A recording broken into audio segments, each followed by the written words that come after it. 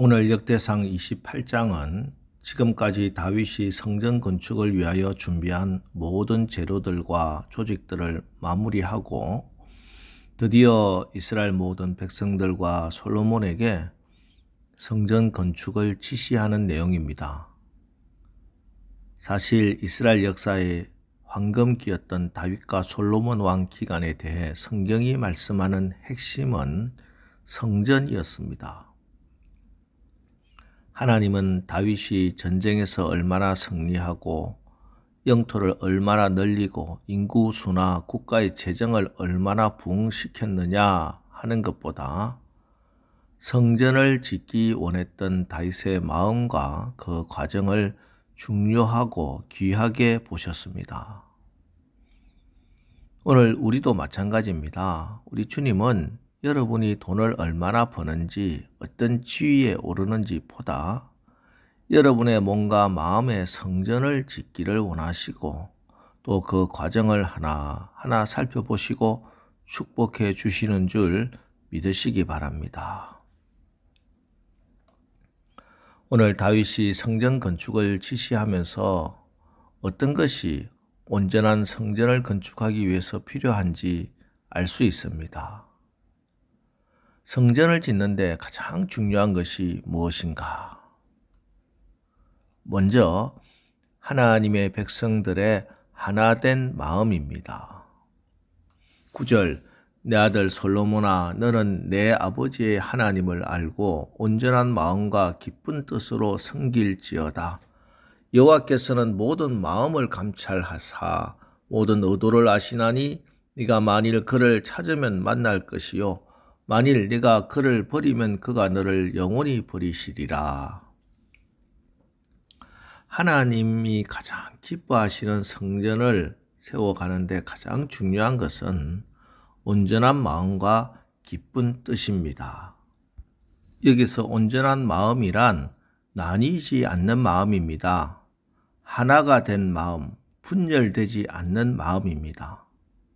그리고 기쁜 뜻이란 불평과 불만이 사라진 오로지 하나님을 향한 감사한 열정입니다. 사실 다윗은 평생 한 마음을 품은 사람이었죠. 들판에서 양을 칠 때부터 또 사울을 피해 광야로 도피 생활을 하던 내내 그는 온전한 마음과 기쁜 뜻으로 하나님을 섬겼습니다.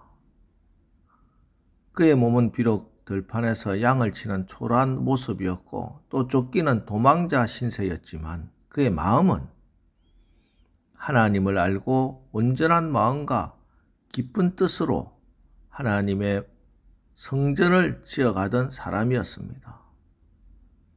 하나님을 사랑하는 마음이 나누어지지 않았기 때문입니다.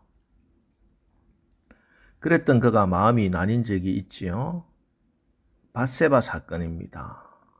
밧세바 사건으로 그의 마음이 나뉘어졌을 때는 하나님 앞에서도 거짓된 모습으로 서야 했고 사람을 죽이고 간음하고 이웃의 아내를 탐하는 것으로 그의 마음이 분열되고 갈갈이 찢어졌습니다. 그때 그는 마음의 성전을 하나님께 봉헌해 드리지 못하고 말았습니다.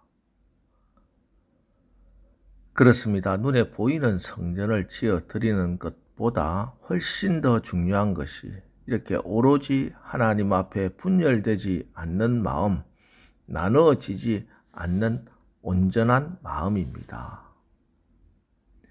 언제나 하나님은 하나님의 백성된 우리를 통해서 우리의 온전한 마음을 통해서 우리의 마음의 성전을 짓기를 원하시는 분입니다. 마음이 나뉘어지고 생각이 달라지면은 눈에 보이는 성전은 웅장하게 지을지언정 그 집이 무너지는 것은 한순간입니다.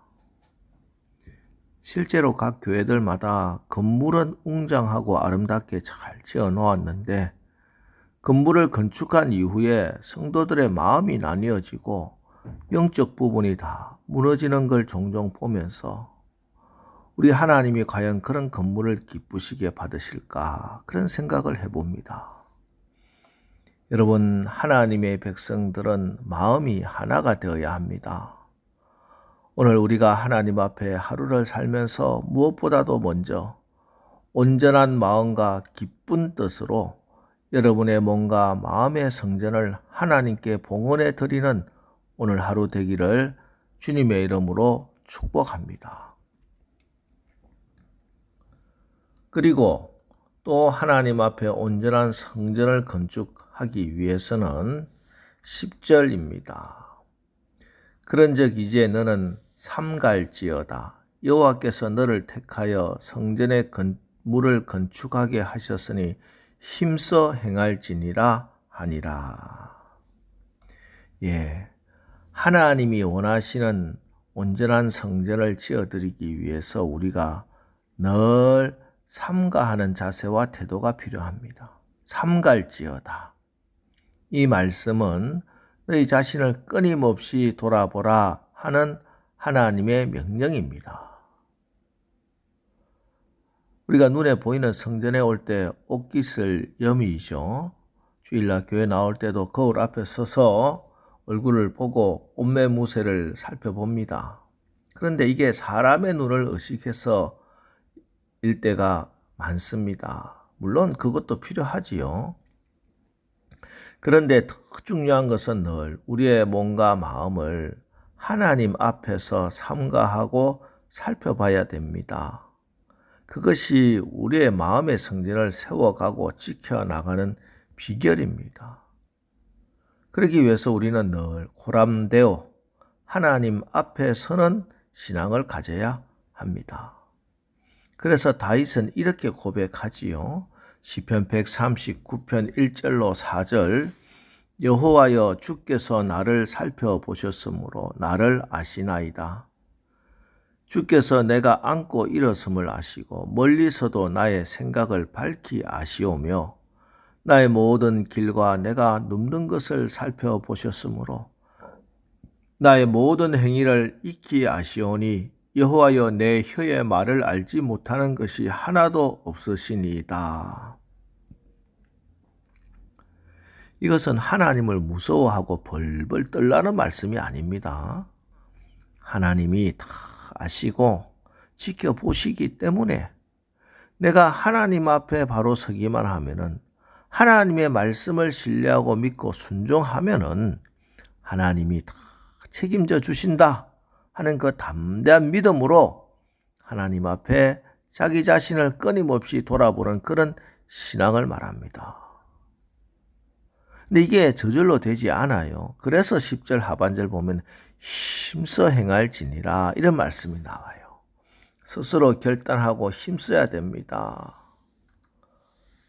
여기서 힘써 행할지라 이건 내가 열심히 노력해라는 게 아니고 나를 온전히 성령님께 맡기라 하는 것입니다.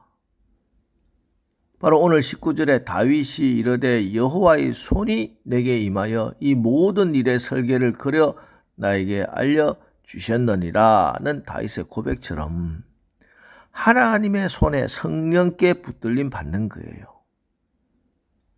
이게 우리가 힘써 행할 겁니다. 아무리 최고의 악기라도 최고의 연주자의 손에 잡히지 않으면 최고의 연주가 될 수 없어요. 그런데 많은 사람들이 악기 스스로가 소리를 내는 것처럼 그렇게 살아갑니다. 그것은 마치 악기가 최고의 가격으로 진열장에 진열되었다고 자기가 해야 할 일을 다 했다고 떠들어대는 것과 같습니다. 아니지요. 그 악기의 최고 여부는 악기에 있지 않고 그 악기를 잡고 있는 연주가의 손에 달려 있습니다. 우리 인생의 최고의 연주자, 결국 우리의 몸과 마음의 성전을 건축하실 분은 나를 설계하시고 만드신 하나님의 손입니다. 여러분은 지금 누구의 손에 잡혀 있습니까? 이 새벽에 주님, 제가 저의 오늘 하루가 하나님의 손에 붙잡히기를 원합니다. 기도하시고 또 그렇게 응답 받으시기를 축복합니다. 오늘 다윗이 솔로몬에게 성전 건축을 명하는 말씀을 읽었습니다. 오늘 다윗이 이스라엘 백성들과 솔로몬에게 명하는 성전 건축의 명령, 하나님께서 오늘 우리에게 명하시는 하나님의 음성으로 받아서 여러분의 마음에 또 여러분의 삶의 현장과 교회에 하나님이 기뻐하시는 그런 온전한 성전이 세워지기를 주님의 이름으로 축원합니다. 기도하겠습니다. 하나님, 오늘 다윗의 입술을 통해 하나님의 성전을 건축하라 명하셨습니다. 이제 우리도 우리의 마음과 몸에 하나님의 성전을 온전하게 세우길 원합니다. 우리의 마음이 나뉘어지지 않게 하옵소서. 우리의 온전한 마음을 통해 우리의 마음의 성전이 세워지기를 원합니다. 하나님을 향한 기쁜 열정도 사라지지 않기를 원합니다. 무엇을 하든지 하나님 말씀 앞에서 우리 스스로를 삼가하고 돌아보고 무엇보다 하나님의 손에 온전히 나를 맡기는 성령의 지배를 받아서 오늘 우리의 삶과 몸과 마음에 거룩한 하나님의 성전이 세워지기는 우리 모두에게 축복하여 주옵소서. 예수님의 이름으로 기도합니다. 아멘. 자, 이제 오늘 말씀을 붙들고 주여, 우리가 내 마음과 몸에 하나님의 성전을 온전히 세우게 하옵소서. 우리 합심해서 기도하고 나가겠습니다. 우리 기도하겠습니다.